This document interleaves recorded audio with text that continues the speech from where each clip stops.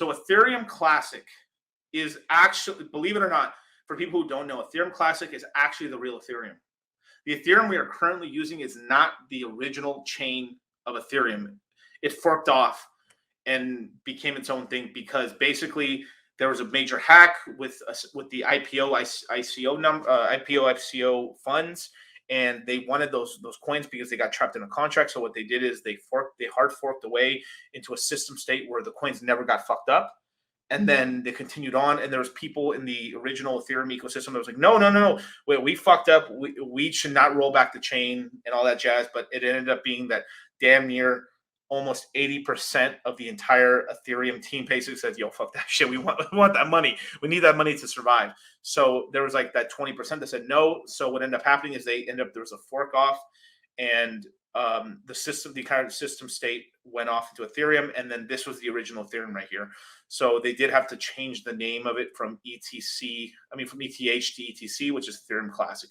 Now, because of the way it's formulated, it still is functioning on proof of work, and then there's no immediate plans to actually change it from proof of work to proof of stake. So it's one of the more likely places where the mining algorithm or the computers that are on Ethereum are going to move over, because there's quite a lot of Ethereum miners that need a place, because like they have all this hardware now that's becoming useless. So the speculation is one of the places they're going to move it to. Obviously, there is something called the Ethereum proof of work coin, which is going to come out. So when the merge happens, there is a man over here that's pretty much hard forking Ethereum and going to make basically Ethereum proof of work coin. And now it's going to be a 1-to-1 airdrop. So for every Ethereum you have, you're going to get one of these coins. Think of it like Bitcoin and Bitcoin Cash, right?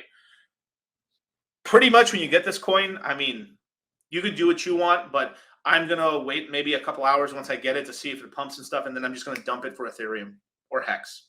So everyone in the Ethereum system is going to get a nice little payday. It might be a few weeks, maybe when it gets liquidity and stuff. So we have to play it by ear. But basically, everyone's going to get an airdrop of this coin.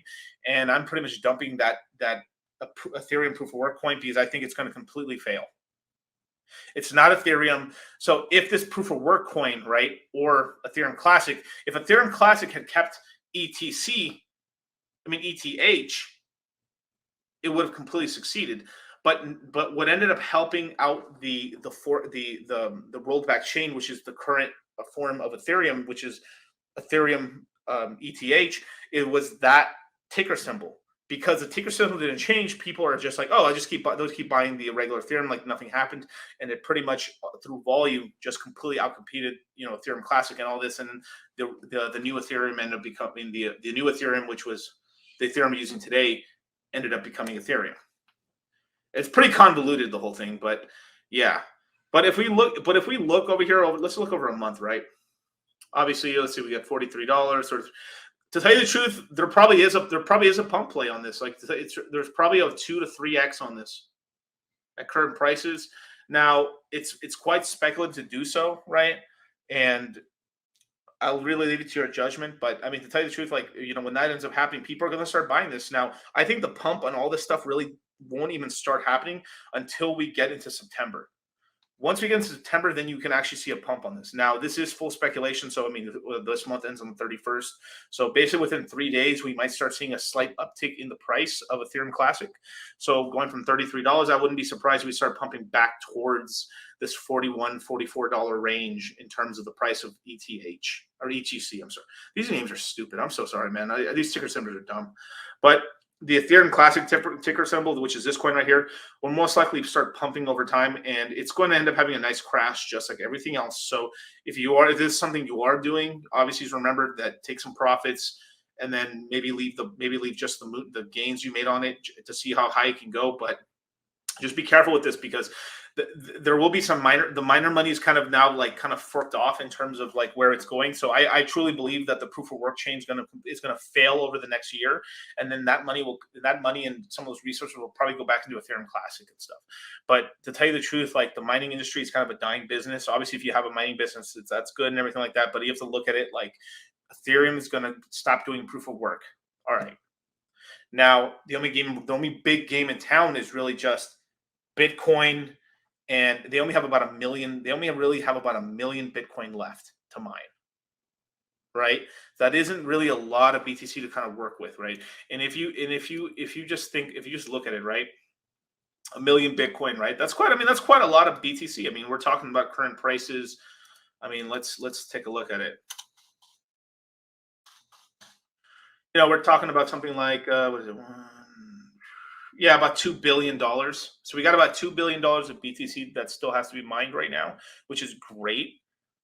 But over the next 100 years, there's still like 100+ years of mining, and every 4 years the inflation keeps getting cut down. So right now the current inflation rate of Bitcoin is like 1.89, 1.81%. So after the halving that happens in 2024, that shit gets cut down to less than 1% in terms of inflation. We're talking about 1.9, 1.8, like, I mean, I'm sorry, 0.9% like inflation. I mean, that it's very low inflation. So that means it's going to get more and more competitive. So it's more miners competing over like less BTC. So the price of BTC really has to ramp up, or it's just some miners are being quite unprofitable. But it's just the way Bitcoin works, right? Now, getting rid of Ethereum, now there's even one less like major player with tons of liquidity where you can really mine on with mining hardware.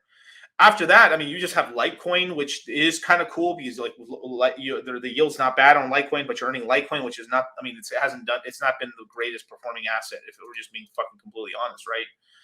If we were to look at the Litecoin price, right? I mean, where is it at? I mean, it's not even. It used to be a top 10 coin, which is sad. I think now where is it at? Yeah, it's number 24, $55 a coin, right?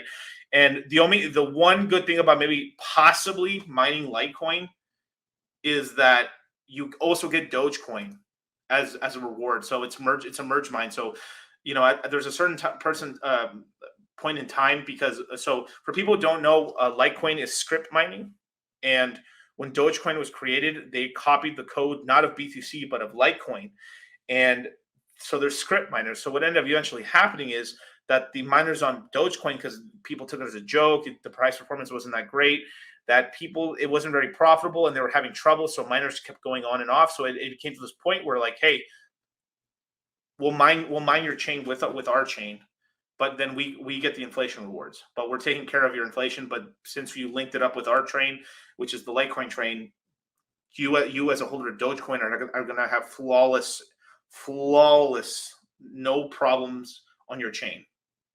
Okay, we'll do it. Begrudgingly, they weren't happy about it, but they did it.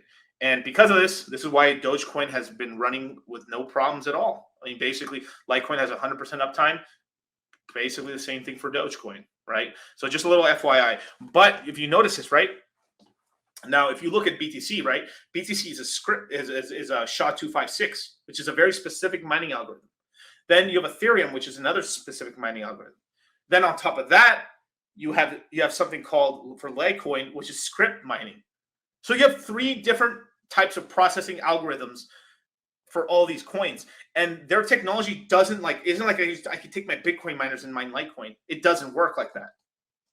So you're in this kind of conundrum where like you have a bunch of machines. So like all the people who are mining Ethereum, they can only do certain types of things. So it's like they almost are forced to go into this. This is why there's that proof of work coin coming out. But like you've seen with any of these kind of forks and stuff that don't have the original ticker symbol, they're going to do fucking terribly.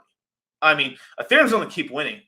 And that proof of work coin, it's very possible it could be in the top 15, even top 10 for a second. But I'm fucking, if I see that thing anywhere near the top 20 or top 10, man, shoot, I am dumping that fucking shit coin in a heartbeat. In a heartbeat. In a Richard heartbeat, I'm dumping that for Hex.